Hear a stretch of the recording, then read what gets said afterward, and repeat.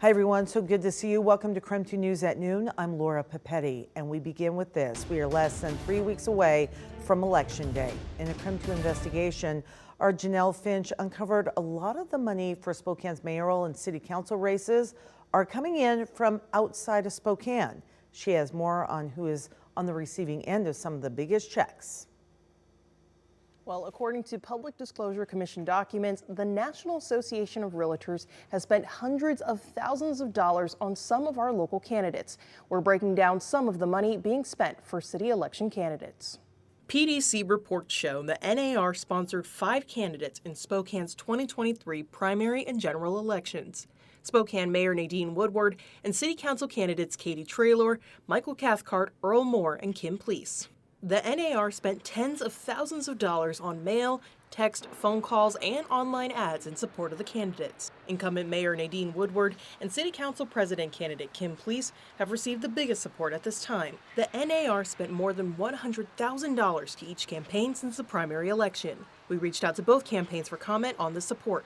Kim Please wrote a statement to KREM 2 reading in part, "I have contributors big and small. People support my campaign because they believe I'm the best candidate to lead the Spokane City Council." Mayor Woodward's challenger, Lisa Brown, has received the most money in an independent expenditure from the Citizens for Liberty and Labor PAC.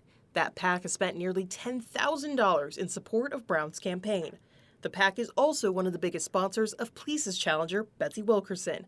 To clarify, independent expenditures are made by third parties and not limited in terms of spending. They do not have to have additional coordination with the campaign. The NAR also sponsored candidates in Seattle's city council election. The National Association of Realtors is a Chicago-based company, so one of our biggest questions is why. We reached out to the NAR about the funds, and we were told that they would look into our request for more information, but we have not heard back. In the studio, Janelle Finch, KREM 2 News. Thank you. And voter ballots are being sent out now. Election officials say ballots will be sent out through Friday. The ballots have prepaid postage and need to be returned to one of the state's ballot boxes by 8 p.m. on Election Day. That's November 7th. And if you don't receive a ballot in the next week or so, here's what you need to do. First, check to see if you are indeed registered. And all you have to do is go to votewa.gov, enter your first and last name, your date of birth, and click submit. If you are not registered, there will be a link there to get registered, and all you need is a driver's license or state-issued ID. You can also track the status of your mail-in ballot on the VoteWa website as well. All right, again, that general election, it is coming up fast, November 7th. And this year, it's a historic one for the city of Spokane, and that's because voters will elect the first woman as city council president. So we want to help you learn more about the candidates that are running for that seat. Chief Journalist Amanda Rowley asked each of them to, quote, spill the tea on who they are and where they stand on important issues. And tonight we're hearing from Betsy Wilkerson.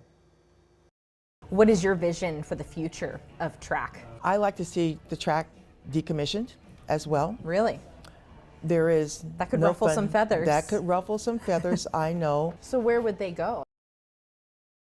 We'll have Wilkerson's answer to that question and more on the Tea with Amanda Rowley tonight.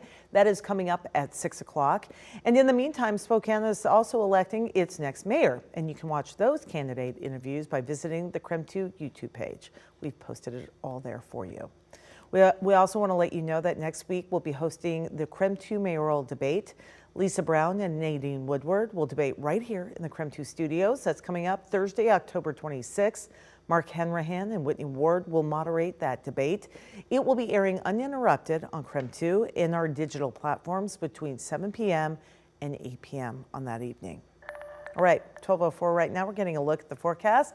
We have meteorologist Thomas Patrick stepping in. It's almost Halloween, but it looks a lot more like summer. It sure does. If not for some of the beautiful colors on the trees, I wouldn't blame you if you thought it was still the summer season, and it feels fantastic outside. Temperatures already approaching 70 degrees.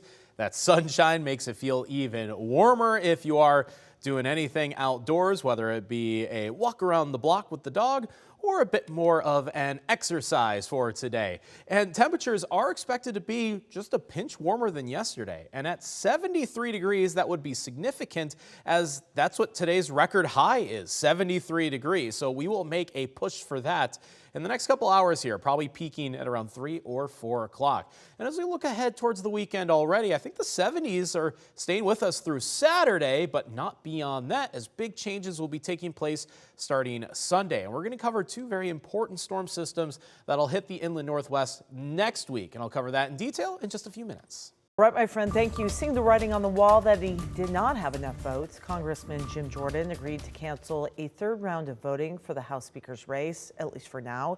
But House Republicans are still at odds over what to do next. Ohio Congressman Jordan says he's not bowing out of the race. He is calling, he says, for a sort of timeout. CBS News has confirmed that Jordan is now backing a plan to temporarily empower Speaker Pro Tem Patrick McHenry to preside over the House at least until January. This would allow the House to work on legislation while also giving Jordan a chance to try and sway more than 20 Republicans to vote for him. There is not consensus, clearly, on who the next speaker should be. And so in the immediate, we need to get back to work. We need to allow Patrick McHenry to do the job as Speaker Pro Tem with the authority to govern. Nicole Killian, CBS News, Capitol Hill. All right. Congressman Jordan received 199 votes on Wednesday for GOP lawmakers who initially backed Jordan, then switched their votes Wednesday against him, but as the only candidate currently in the race, and his supporters have urged him to keep fighting. All right, one of those Republican holdouts blocking Jordan from the gavel is Idaho Representative Mike Simpson. For 2 straight votes, Simpson has supported Louisiana's Steve Scalise for Speaker, despite the fact that Scalise dropped out of the race and even casted his vote in favor of Jordan. Simpson's unwillingness to support Jordan is drawing some criticism from other Republicans, including the Idaho GOP, who called Simpson's actions a protest, a delay tactic, and above all, disappointing. I don't think any Republican would say this has been a smooth process or a completely above board process. And so I think that's where a lot of those kinds of grumblings are coming from, even from someone like Simpson, you know, who is no moderate. He's a conservative guy. And so you're seeing this mix of kind of rejection of Jordan.